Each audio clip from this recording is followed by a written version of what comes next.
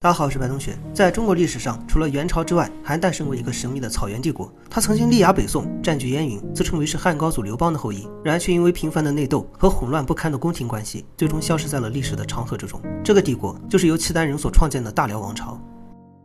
有关于契丹人最早的记载，大概可以追溯到南北朝时期，在当时主要以狩猎和掠夺为主，属于是较为原始的游牧部落。直到唐朝初期，契丹才组成了一个部落联盟，但因为背靠着唐朝和突厥这两个庞然大物，所以始终都没有什么扩张的机会。历代首领只能凭借反复横跳的策略，在大国的冲突之间夹缝生存。直到唐朝灭亡后，随着中原王朝的分崩离析，契丹部落才终于等来了一个千载难逢的机会。这个带领契丹崛起的关键人物，就是时任契丹首领的耶律阿保机。在唐朝灭亡的同一年，阿保机直接垄断了契丹的可汗之位，随后又以武力统一了契丹八部。他敏锐地意识到，仅仅依靠野蛮的掠夺和反复横跳，始终都只能作为中原王朝的附属。于是他开始自称为刘邦的后代，将贵族的姓氏改为了萧何的萧姓，利用掠夺中原人口、收留汉人百姓的方式，让这些人帮助他指导农耕、创立文字，按照中原的制度改革契丹。公元916年，耶律阿保机正式称帝，建立了一个大契丹国。另外，除了开国立业的壮举之外，在他的身上还有这么一个奇闻。公元924年，耶律阿保机召集群臣，说自己将会在3年后，也就是丙戌年的初秋驾崩。到了公元926年的初秋7月时，阿保机果然在回军途中因病去世，与他所预言的时间分毫不差。那他为什么能预言自己的死亡时间呢？根据现代学者的研究来看，抛去巧合或者说神迹的原因之外，耶律阿保机的预言很有可能是一次造神活动，也就是说，为了证明自己具有神迹，就提前立下遗嘱，然后在规定的期限内再自杀身亡。我们大体来看一下他的关系图。阿保机的父亲叫做耶律萨拉蒂，后妃分别是皇后述丽嫔和宫人萧氏。从关系上来看，萨拉蒂是述丽嫔的舅舅，这一对夫妻算起来应该是姑舅表兄妹的关系。在古代的游牧部落中，为了防止因为婚嫁所造成的家族财产的流失，就创造了一些较为特殊的婚姻模式，比如说世婚制，也就是皇室必须与特定的家族联姻；再比如说收继婚，就是前任君主去世后，儿子就要收取除生母之外父亲生前所有的妻妾。另外还有接续婚，简单来说就是姐姐去世妹妹续嫁，姑姑去世侄女续嫁。因为有这些传统，所以接下来的内容可能会有些混乱。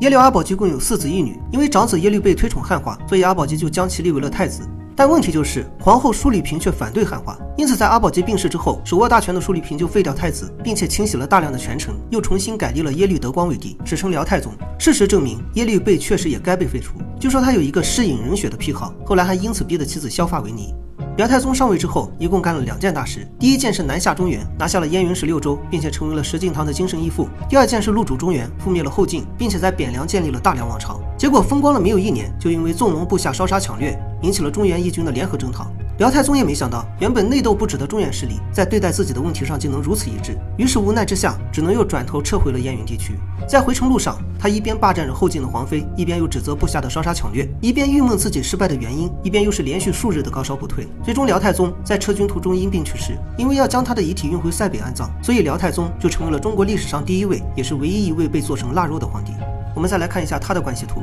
除了抢来的妃子之外，耶律德光一共有2位后妃，其中皇后萧温的父亲萧世鲁是太后述丽嫔的亲兄妹，母亲是述丽嫔的女儿，也就是说2人应该是旧生关系。这2位后妃一共为他诞下了5子2女。按理来说，皇帝去世后应该由作为长子的耶律景继位，但是述律太后却不同意。为什么呢？因为他想让自己的小儿子也体验一下登基称帝的快乐，但反城的将士和大臣却深知这位太后的手段，他的幼子一旦继位，那肯定又少不了要清洗朝廷。于是这些人就连忙拥立了阿保机的长孙耶律阮为帝。得知此事的述律太后当即就派小儿子率军出征，让自己的儿子和孙子决一死战。结果就是儿子大败，双方和谈，最终耶律阮成功登基，成为了辽朝的第3位皇帝，史称辽世宗。辽世宗继位之后，为了缓和国内契丹人与汉人之间的冲突，就制定了一个叫做因俗而治的策略。简单来说，就是将契丹人与汉人分开治理。契丹人还是游牧的制度，而汉人则沿用隋唐的制度。分开治理也就意味着国内出现了2套制度，2种官僚体系。于是汉臣的崛起就在无形之中抢走了原本属于契丹贵族的权利。因此在辽世宗统治期间，辽国内部开始不断的爆发各种叛乱，他本人也遭到了多次的暗杀。到了公元951年，辽世宗好不容易平复了国内叛乱，准备御驾南征扩展疆域时，突然就被之前拥立他的耶律察哥刺杀，享年仅34岁。随行的大臣担心耶律察哥自立，于是就在匆忙之中拥立了耶律德光的长子耶律景为帝，史称辽穆宗。从辽国创立一直到辽穆宗这一代，就没有出现过1次正常继位的情况。辽穆宗外号叫做睡王，平生最大的爱好就是喝酒，喝了酒之后要不就是长醉不醒，要不就是以杀人取乐。他的一天基本上就是白天打猎，晚上喝酒，喝了酒之后杀人，杀完人后倒头就睡，睡醒了又是新的一天。辽穆宗的杀人没有理由，完全就是凭借他的心情。在他的生平中，有80%都是有关喝酒和杀人的记载。到了公元969年，醉酒之后的辽穆宗又叫嚣着自己要杀人，然后就被厨师和侍从联合反杀，享年仅39岁。因为其没有子嗣，所以皇位就传给了耶律贤，史称辽景宗。这个人是个关键人物。辽景宗有2位后妃，共为他诞下了4位子嗣，其中辽景宗和皇后萧绰以及太子耶律隆绪3人，就几乎决定了整个辽国的中兴，也是辽国仅有的几位贤明之主。首先，在辽景宗的改革下，辽国终于进入了顺位继承的时代，而他本人也在与北宋的战争中，又为宋太宗解锁了驴车战神的成就。辽景宗英年早逝后，因为太子耶律隆绪年幼，所以太后萧绰又接过了大权。萧绰通过提拔汉臣的方式夺取了宗室亲王手中的兵权，而后就开始专心的对抗北宋。在高梁河之战后，车臣赵光义越想越气，于是又趁着辽国皇帝年幼、太后执政的时机，发动了一场雍西北伐。宋朝分兵3路，结果3路皆败。在赵光义去世之后，辽军更是借此打到了潭州附近。眼看着辽军的补给线越来越长，宋朝逐渐夺得了对战的上风。结果新继位的宋真宗赵恒非但没有选择反攻辽军，而且还与本就计划撤军的辽国签订了一个澶渊之盟。此后双方结为兄弟之国，赵恒改称萧绰为叔母，以宋朝给辽国上贡的方式结束了这场极为魔幻的战争。做完这一切后的赵恒颇感自豪，后来还为此跑去了泰山封禅。公元1031年，耶律隆绪因病去世，此后皇位传给了长子耶律宗真，史称辽兴宗。从这里开始又乱了起来。耶律隆绪有2位皇后，18位后妃，其中继位的耶律宗真是后妃萧铆金的子嗣。因为他对萧铆金没有感情，所以自小就将耶律宗真过继给了身为皇后的萧菩萨哥。在去世之前，隆绪封萧菩萨哥为皇太后，封萧铆金为皇太妃，目的就是让萧菩萨哥代为掌权。但他也害怕萧菩萨哥把持朝纲，所以又暗中扶持了萧铆金的家族。这里就出现了一个严重的问题。在耶律隆绪去世后，萧铆金利用他家族的势力开始大肆封王，先是封曾祖为郡王，封父亲为国王，封弟弟为秦王，就连八竿子打不着的杂役奴仆也都挨个的授予了高官厚爵。做完这一切之后，萧铆金直接就撕毁遗诏，自封为皇太后，并且利用他家族的势力将萧菩萨哥诬陷致死。此后就开始了他的掌权之路。一开始萧铆金的掌权还只能算是败坏风俗，比如他看守寡的姐姐继母南奈，就杀掉了长沙王的后妃，强迫他迎娶了守寡的姐姐。因为妹妹看上了大臣耿元吉，所以就杀掉了耿元吉的妻子，强迫他迎娶了自己的妹妹。结果这一来二去，在权力的滋养下，萧铆金的野心愈加膨胀，甚至生出了废长立幼的打算。因为耶律宗真一旦亲政，就会分掉自己手中的权力，所以就不如立个年幼的儿子继续掌权。结果就是耶律宗真先发制人，抢先一步幽禁了萧铆金，而他自己也在生母甘泉膝下崛起的打击下因病去世。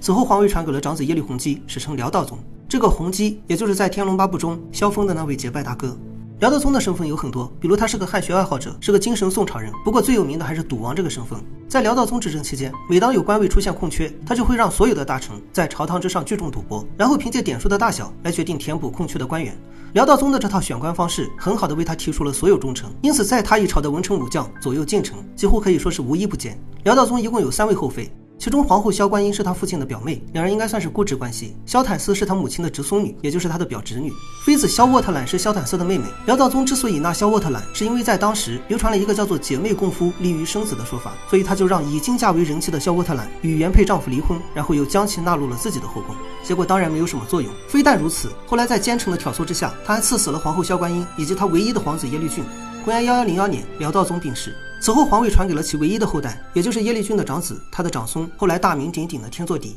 实际上到了天祚帝这一代，就算皇帝再怎么昏庸，辽国也没有了什么下降的空间。但天祚帝硬是能够另辟蹊径，除了骄奢淫逸、不理朝政的老传统之外，还顺带着去女真部落的地盘上羞辱女真部落的酋长和贵族女子，最终使得原本分裂的女真同仇敌忾，发誓要活捉了天祚帝，灭了辽国。而此时女真部落的首领就是后来建立金朝的完颜阿骨打。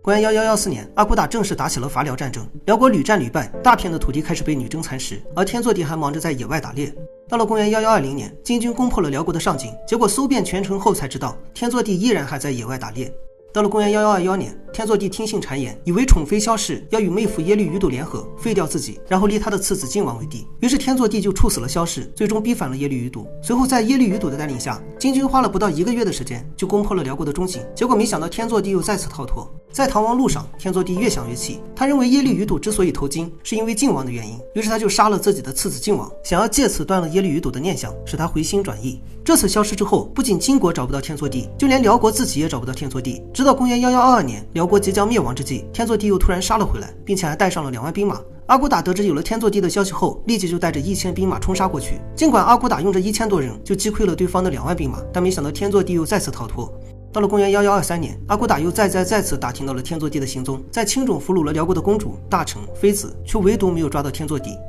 公元1124年，金军又一次围剿天祚帝，结果没想到又让他再次逃脱。这几年来，阿骨打几乎覆灭了辽国，俘虏了整个辽国皇室，却唯独没能活捉天祚帝。直到阿骨打去世的2年后，金军的将领完颜娄氏才终于在应州俘虏了天祚帝，至此辽国彻底灭亡。在大宋宣和仪式中记载，据说天祚帝被俘虏之后，曾在金国碰上了宋徽宗赵佶。天祚帝也没想到自己一心想要投靠的兄弟之国，竟然也被金国打得溃不成军，两人各自睡去，一夜无话。那我们今天的内容就到这里了，我是白冬雪，我们下期再见。